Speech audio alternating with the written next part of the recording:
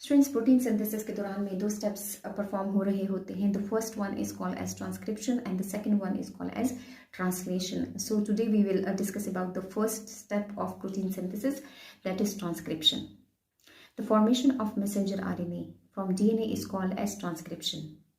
Transcription occurs inside the cell nucleus in case of eukaryotic cell. और अगर हम prokaryotic cell की बात करें तो जो कि prokaryotic cell के पास न्यूक्लियस नहीं होता है, तो transcription process will occur inside the prokaryotic cell cytoplasm. तो फिर हम उन फैक्टर्स की बात करते हैं जो कि हमें चाहिए होते हैं इस प्रोसेस के दौरान में. तो सबसे पहले हम बात करते हैं डीएनए स्ट्रैंड की. हमें डीएनए का एक स्ट्रैंड चाहिए एज अ टेम्पलेट, जिसको देख देख कर हम उसका कंप्लीमेंट्री यानी कि मैसेंजर आरएनए की सिंथेसिस कर सकें. कौन सा स्ट्रैंड चाहिए डीएनए का? वो स्ट्रैंड जो कि 3' to 5' डायरेक्शन में रन कर रहा होता है. फिर हम कहते हैं कि सेल के पास न्यूक्लियोटाइड्स भी होने चाहिए ताकि वो आरएनए को बना सके. आरएनए चूंकि पॉलीन्यूक्लियोटाइड चेन है, बहुत न्यूक्लियोटाइड से मिलकर बना हुआ होता है, 4 डिफरेंट तरह के न्यूक्लियोटाइड से बना हुआ होता है, तो उन न्यूक्लियोटाइड्स का भी होना इंपॉर्टेंट है. एक है उनमें से एडेनिन न्यूक्लियोटाइड, दूसरा है गुआनिन न्यूक्लियोटाइड, तीसरा है cytosine nucleotide and the fourth one is uracil nucleotide. अब जिस तरीके से डीएनए में थायमिन मौजूद होता है, तो इस तरीके से थायमिन के बजाय इस आरएनए में यूरेसिल मौजूद होता है. फिर हम उस मेन एंजाइम की बात करते हैं जो कि हमें इस ट्रांसक्रिप्शन के प्रोसेस में आरएनए को बनाने के लिए चाहिए होता है, और वो है आरएनए पॉलीमरेज. इस आरएनए पॉलीमरेज के 4 सब यूनिट्स होते हैं. इन 4 सब यूनिट्स में से 3 सब यूनिट्स कहलाते हैं अल्फा, बीटा और बीटा डैश. तो इन 3 सब यूनिट्स को हम कंबाइनली कहते हैं कोर एंजाइम.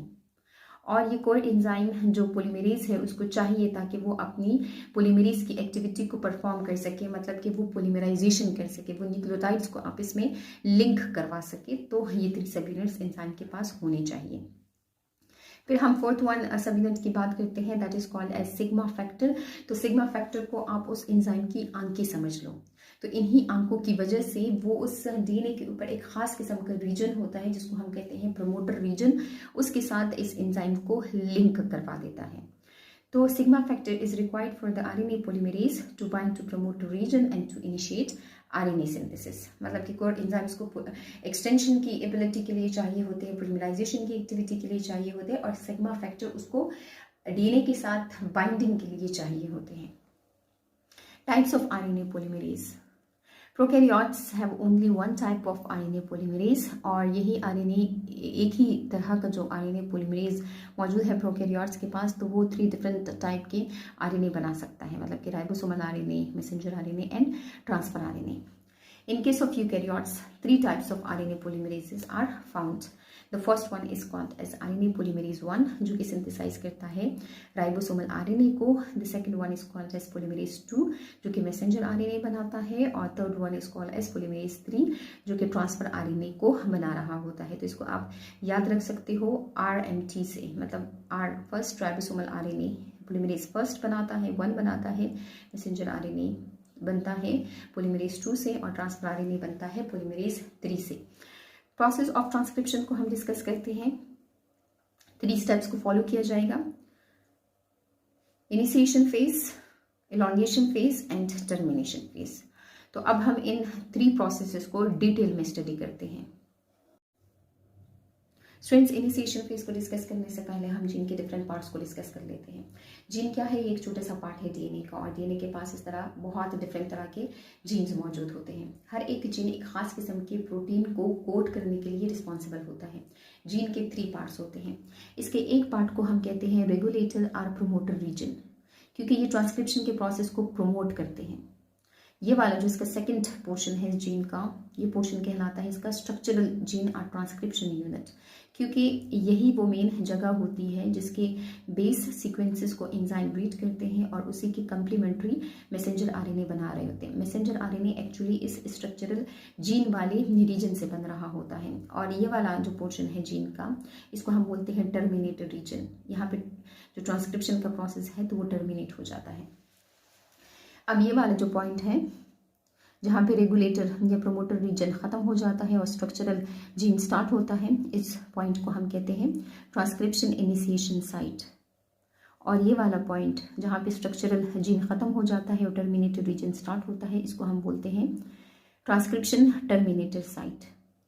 तो जो ट्रांसक्रिप्शन इनिशिएशन साइट है, अगर हम इससे प्रोमोटर रीजन की तरफ जाते हैं तो इसके लिए हम एक स्पेसिफिक टर्म यूज करते हैं, दैट इज अपस्ट्रीम। और अगर हम इस ट्रांसक्रिप्शन टर्मिनेटर साइट से टर्मिनेटर रीजन की तरफ जा रहे होते हैं तो इसको हम बोलते हैं डाउनस्ट्रीम। तो ये दो टर्म्स आपको समझना इंपॉर्टेंट है। अगर हम स्ट्रक्चरल जीन से प्रोमोटर रीजन की तरफ जा रहे हैं तो अपस्ट्रीम है, और अगर हम स्ट्रक्चरल जीन से टर्मिनेटर रीजन की तरफ जा रहे हैं तो ये डाउनस्ट्रीम होता है। अब हम कहते हैं कि जो आरएनए पॉलीमरेज है, तो ये ट्रांसक्रिप्शन के प्रोसेस को स्टार्ट करने के लिए जो जीन है उसके प्रोमोटर रीजन के ऊपर बैठता है। इस प्रमोटर रीजन में दो ऐसे खास जगह होती है, मतलब खास किस्म के बेसेस यहाँ पर मौजूद होते हैं जिनको पॉलीमरेज का सिग्मा फैक्टर रिकग्नाइज कर सकता है, वो डिटेक्ट कर सकता है। तो जब वो उसको डिटेक्ट कर लेगा उन बेस सीक्वेंसेस को, तो उस पॉलीमरेज को आकर लिंक करवा देगा, उसको बिठा देगा उस प्रमोटर रीजन के ऊपर। तो ये जो स्पेसिफिक जगह होती है ये प्रोमोटर रीजन के दरमियान में लोकेटेड होती है। तो प्रोकैरियोट्स में भी 2 बाइंडिंग साइट्स होती है with in the promoter region, जहाँ पे सिग्मा फैक्टर पॉलीमरेज को लिंक करवा सकता है।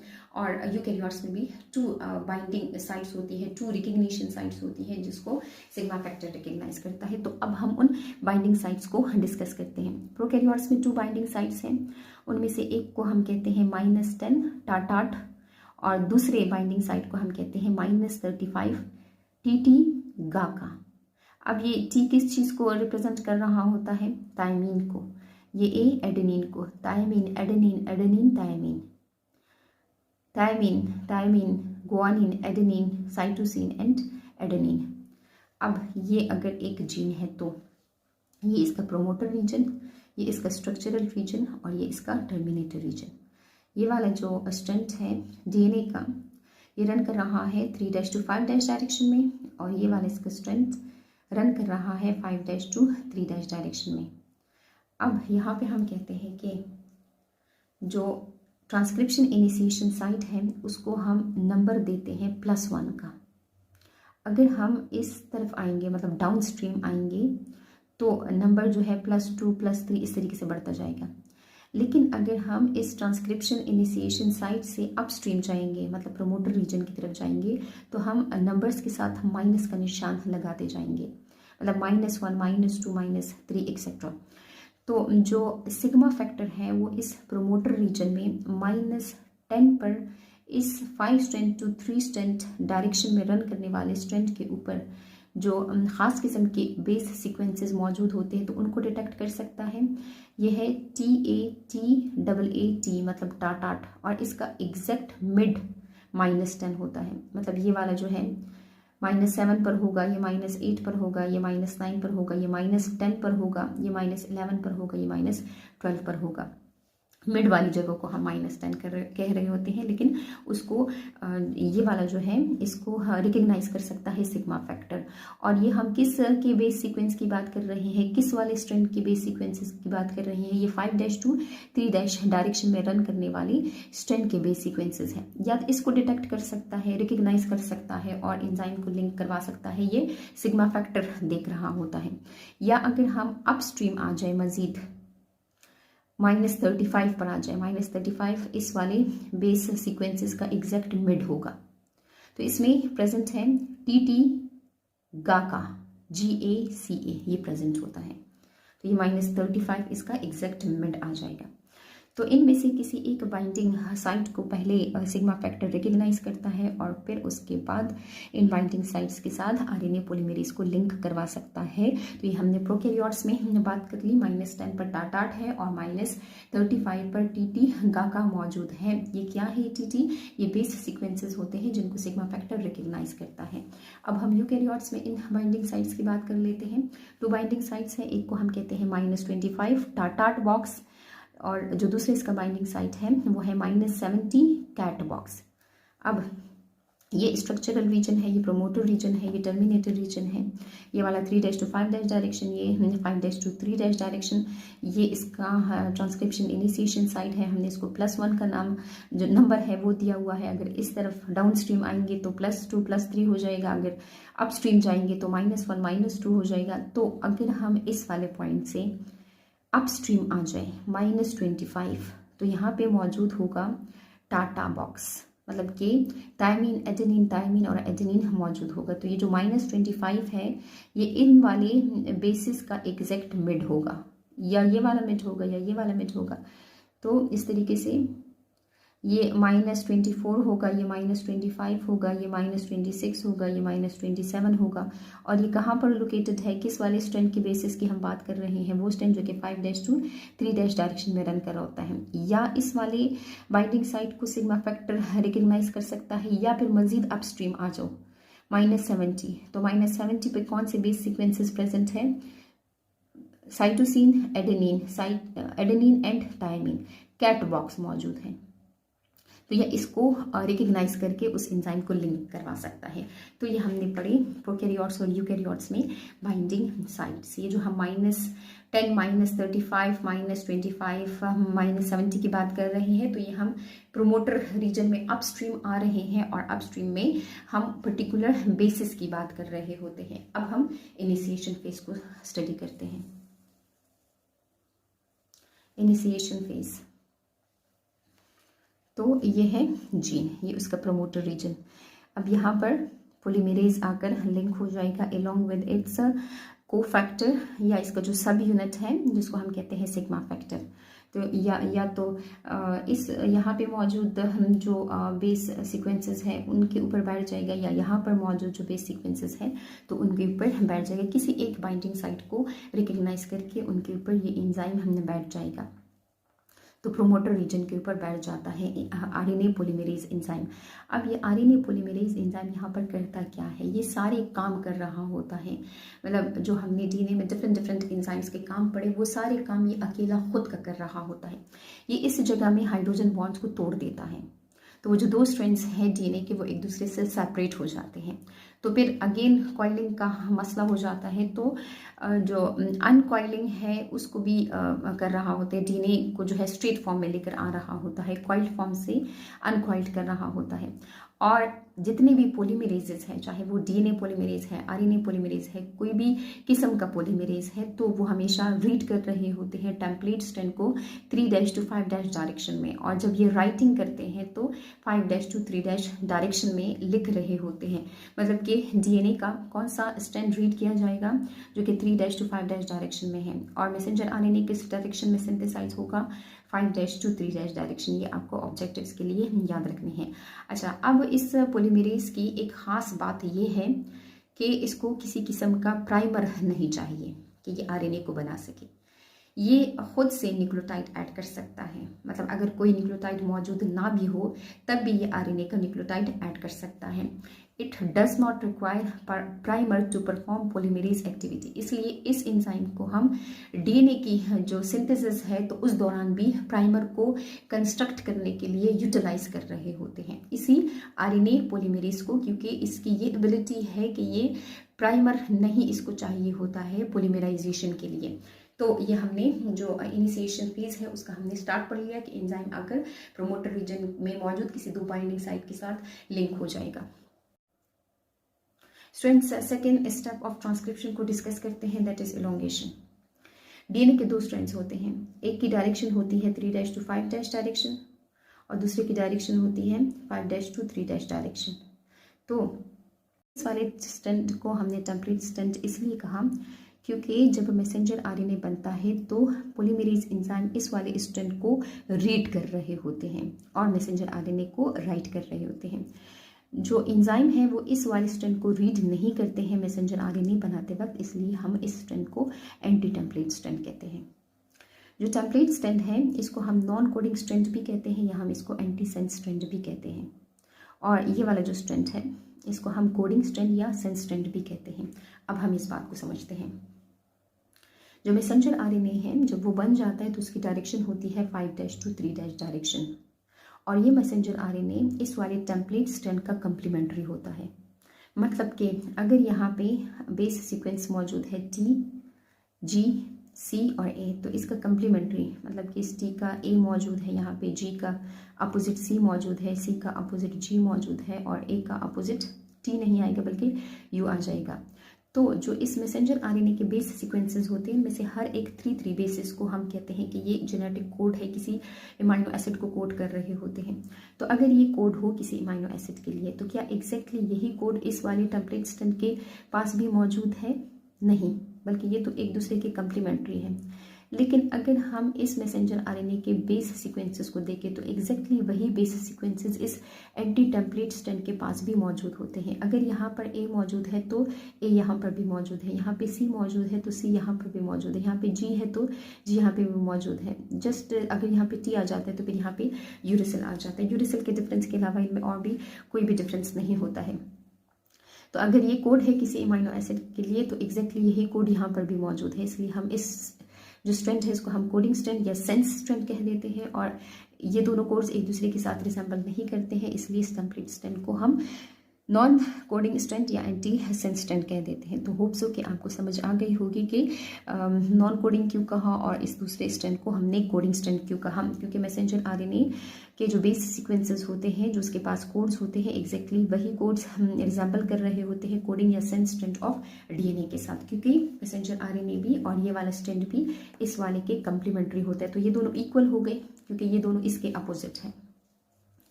तो जब आरएनए पॉलीमरेज 2 बाइंड हो जाता है उस प्रमोटर रीजन में, जो बाइंडिंग साइट्स हैं उनको सिग्मा फैक्टर देख लेता है, रिकग्नाइज कर लेते हैं, एंजाइम को बिठा दिया जाता है। तो जब पॉलीमरेज 2 बाइंड हो जाता है स्पेसिफिक साइट के साथ तो उसका सिग्मा फैक्टर रिलीज हो जाता है, उसका ये वाला सब यूनिट रिलीज हो जाता है। क्योंकि इस वाले सब यूनिट का काम तो जस्ट उस एंजाइम को बाइंड करवाना था, उसको लिंक करवाना था उस प्रमोटर रीजन के साथ, उस बाइंडिंग साइट के साथ। तो फिर इसका काम बाकी नहीं बचता, इसलिए रिलीज हो जाता है। तो जब इस आरएनए पॉलीमरेज का ये सिग्मा फैक्टर यानी कि जो इसका को फैक्टर है जब वो रिलीज हो जाता है तो फिर हम इस एंजाइम को कहते हैं कोर एंजाइम। तो इसके जो रिमेनिंग 3 सब यूनिट्स होंगे यानी कि अल्फा, बीटा और बीटा डैश, फिर वो कोर एंजाइम कहलाएंगे और ये आ जाएंगे और उस प्रमोटर रीजन पे बैठ जाएंगे और इसका सिग्मा फैक्टर रिलीज हो जाएगा। तो ये जो आरएनए पॉलीमरेज 2 है ये क्या करेगा, ये हाइड्रोजन बॉन्ड्स को तोड़ेगा और उन 2 स्ट्रैंड्स को एक दूसरे से सेपरेट करेगा। डीएनए कॉइल फॉर्म में होता है तो ये उसको अनकॉइल्ड भी साथ साथ करता जाता है। तो ये सारे काम यही कर रहा होता है, एक ही एंजाइम परफॉर्म कर रहा होता है। तो इस तरीके से जो डीएनए के स्ट्रैंड्स हैं वो एक दूसरे से सेपरेट हो जाएंगे और एक बबल बन जाएगा जिसको हम बोलेंगे ट्रांसक्रिप्शन बबल। तो ये जो पॉलीमरेज है ये आगे की तरफ मूव करता जाएगा इस प्रोसेस के दौरान में, इस इलॉन्गेशन के प्रोसेस के दौरान में जब वो न्यूक्लियोटाइड्स को ऐड करेगा। तो जो 3' to 5' डायरेक्शन में रन करने वाला डीएनए का स्ट्रैंड है उसको एज अ टेम्पलेट कंसिडर कर दिया जाएगा। यहाँ पे जो बेस सीक्वेंसेस मौजूद होते हैं एग्जैक्ट उसके कंप्लीमेंट्री ये पॉलीमरेज उठाता जाएगा और उनको इस तरीके से लिंकअप करवाता जाएगा। और हमने इस पॉलीमरेज के काम के बारे में कहा कि इसको किसी प्राइमर की ज़रूरत नहीं होती है, अपने काम को इनिशिएट करने के लिए बगैर प्राइमर के भी ये पॉलीमराइजेशन कर सकता है। तो यहाँ पे आप देखिए कि जो टेम्पलेट स्ट्रैंड है उसकी डायरेक्शन है 3' to 5' और जो मैसेंजर आरएनए बनता है उसकी डायरेक्शन होती है 5' to 3' डायरेक्शन। तो इस तरीके से ये जो पॉलीमरेज है ये आगे आगे बढ़ता जाता है। तो जब ये जो पीछे रह जाने वाला डीएनए है तो उनके स्ट्रैंड्स के दरम्यान में दोबारा से हाइड्रोजन बॉन्ड्स बढ़ते रहते हैं, वो दोबारा से कॉइल होता रहता है। जब ये आगे आगे जाता है तो हाइड्रोजन बॉन्ड्स तोड़ता जाता है, डीएनए को स्ट्रेट करता जाता है। तो इस तरीके से ये यहाँ पे आप देखिए ये पॉलीमराइजेशन करता जाता है, ये न्यूक्लियोटाइड्स ऐड करता जाता है और जो मैसेंजर आरएनए है वो इस ट्रांसक्रिप्शन बबल से बाहर की तरफ प्रोट्रूड होता रहता है। जो यहाँ के जो स्ट्रैंड्स हैं उनके दरम्यान में दोबारा से हाइड्रोजन बॉन्ड्स बनते रहते हैं। तो messenger RNA protrude from the transcription bubble और इसकी डायरेक्शन है 5' to 3' डायरेक्शन। तो this event continue till the RNA polymerase reaches the terminator region of the gene। क्योंकि ये मैसेंजर आरएनए तो जस्ट उस स्ट्रक्चरल रीजन से जो है ट्रांसक्राइब हो रहा होता है, मजीद हमें तो पोर्शन नहीं चाहिए होता, इसलिए टर्मिनेटर रीजन पर जब ये पॉलीमरेज पहुंच जाएगा तो ये काम जो है टर्मिनेट हो जाएगा। लास्ट स्टेप डिस्कस करते हैं ट्रांसक्रिप्शन के प्रोसेस का, दैट इज़ टर्मिनेशन फेज़। तो टर्मिनेशन फेज़ में अब मैंने यहाँ पे जस्ट इस टर्मिनेशन साइट को ही दिखाया हुआ है क्योंकि अब यहाँ पे कुछ बेसिस हैं जिनको हमें समझना इंपॉर्टेंट है, इसलिए मैंने स्ट्रक्चरल रीजन या प्रोमोटर रीजन वगैरह को नहीं दिखाया है। ये पूरा का पूरा रीजन टर्मिनेशन साइट है, यहाँ पे स्ट्रक्चरल रीजन होगा। तो टर्मिनेशन साइट में ऐसा क्या हो जाता है, ऐसा क्या आ जाता है जिसकी वजह से जो पॉलीमरेज है तो वो अपना काम स्टॉप कर देता है। तो उसके लिए सिग्नल होते हैं कुछ स्पेसिफिक बेसिस। जैसे हमने प्रोमोटर रीजन में कहा था कि जब काम स्टार्ट होता है तो उसके लिए भी स्पेसिफिक सीक्वेंसेस होते हैं। तो इस तरीके से जब काम स्टॉप होता है तो उसके लिए भी स्पेसिफिक सीक्वेंसेस होते हैं। अब वो सीक्वेंसेस क्या होते हैं, तो इस टर्मिनेशन साइट के स्टार्ट में बहुत ज़्यादा GC बेस पेयर्स आ जाएंगे, उसके बाद AT बेस पेयर्स आ जाएंगे, फिर दोबारा से GC बेस पेयर आ जाएंगे, फिर दोबारा से AT आ जाएंगे और उसके बाद बहुत ज़्यादा A आ जाएंगे, मतलब कि पोली A आ जाएंगे। अब ये सारे जो बेसिस है तो ये सिग्नल दे रहे होते हैं पॉलीमरेज को कि बस अपना काम ख़त्म कर दो। अब ये जो काम है तो ये टर्मिनेशन वाली जगह पर पहुंच चुका है, मतलब मैसेंजर RNA अच्छा खासा बन चुका है। तो इधर मैसेंजर RNA होगा कोई, लेकिन वो मैसेंजर RNA मैंने नहीं शो किया हुआ है। तो मैसेंजर RNA जब इसके अकॉर्डिंग ट्रांसक्राइब हो जाता है तो अब आप देखिए यहाँ के कम्प्लीमेंट्री यहाँ पर आ जाएंगे, फिर इस वाली रीजन के जो AT रिच रीजन है तो वो यहाँ पे ट्रांसक्राइब हो जाएगा, ये जो GC रिच कंटेंट है ये यहाँ पे ट्रांसक्राइब हो जाएगा, और ये जो पोली A है उसके अकॉर्डिंग पोली U आ जाएगा, क्योंकि वो कम्प्लीमेंट्री उसके बन रहा होता है। अब अगर हम यहाँ पर गौर करें इस मैसेंजर RNA में, तो ये जो पोर्शन है और ये जो पोर्शन है जहाँ पे GC रिच कंटेंट मौजूद है, तो ये G इसका कम्प्लीमेंट्री एग्जैक्ट यहाँ पर मौजूद है C। ये C है तो ये G है, ये G है तो ये C है, ये C है तो ये G, फिर ये G ये C, ये C ये G, ये एक दूसरे के कम्प्लीमेंट्री बन सकते हैं। और यहाँ पे तो मैंने जस्ट कुछ ही लिखे हुए हैं, 6 लिखे हुए हैं मेरे ख्याल से, लेकिन ये बहुत ज़्यादा कंटेंट में रिपीट हो रहे होते हैं। तो इतने लार्ज अमाउंट में जब ये रिपीट हो रहे होते हैं तो ये एक दूसरे के लिए अट्रैक्शन स्टार्ट कर देते हैं। ये कहते हैं कि हम हाइड्रोजन बॉन्ड्स बना लेते हैं, क्योंकि इतने ज़्यादा नंबर में हम एक दूसरे के कम्प्लीमेंट्री रिपीट हो रहे होते हैं। तो इसलिए जो मैसेंजर RNA है उसका ये वाला पोर्शन इस वाले पोर्शन के साथ लिंक हो जाता है।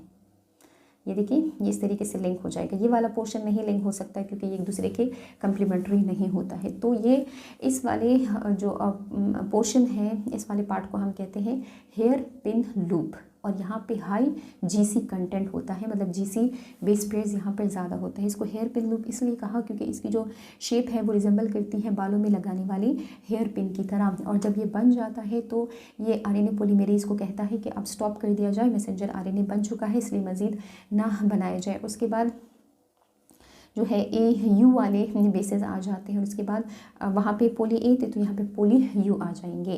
तो अब इस पोली U को भी हम समझते हैं, इसका भी एक इम्पॉर्टेंट काम होता है। पहले तो hair pin loop messenger RNA को जो है ख़त्म करने के लिए पॉलीमरेज को सिग्नल दे रहा होता है, मतलब उसकी ट्रांसक्रिप्शन को रोकने के लिए सिग्नल दे रहा होता है। दूसरा ये जो पोली U है तो ये भी सिग्नल देता है। ये देखिए अब मैंने मैसेंजर RNA को उस टर्मिनेशन साइट पर दिखाया हुआ है कि उससे एक हेयर पिन लूप बन जाएगा, क्योंकि वहाँ पे GC रिच कंटेंट होते हैं, वो दूसरी जगह पे मौजूद है, GC रिच कंटेंट के लिए अट्रैक्शन स्टार्ट कर देते हैं।